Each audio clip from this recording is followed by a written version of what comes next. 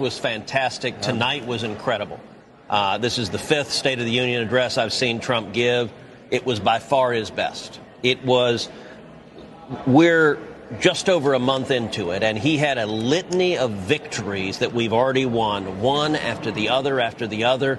Listen, I thought he was joyful. I thought he was forward-looking. I thought he had the promise of America front and center.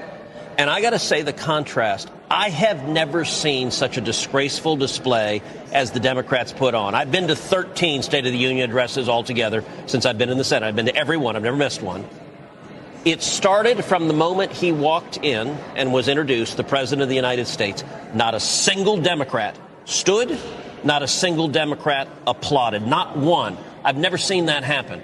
Every time Joe Biden walked into that chamber and they introduced him as the President of the United States, I stood my butt up and I clapped. Every time Barack Obama walked in, I stood up and clapped. Even when I couldn't stand their policies, even when I was horrified at what they were doing, I respect the office of the President of the United States, and I respect the American people. The contempt those Democrats had, they wouldn't stand, as you noted, for the mom of Jocelyn Nungary. They wouldn't stand for Laken Riley's family. They wouldn't stand for the 13-year-old kid who survived brain cancer. They didn't stand for the young man whose father was a slain police officer, whom Trump admitted to West Point in the middle of the speech. They wouldn't stand for him. Even the Joint Chiefs applauded to the kid going to West Point.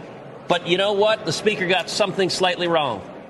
He said there was nothing they applauded for and stood for. That's not correct. There was one thing the entire night they applauded for: that we sent hundreds of billions of dollars to Ukraine. And they all stood and cheered that we sent money to Ukraine, but they will not applaud for America. I found it horrifying. More than once, I turned to the folks next to me and said, what the hell is wrong with these people?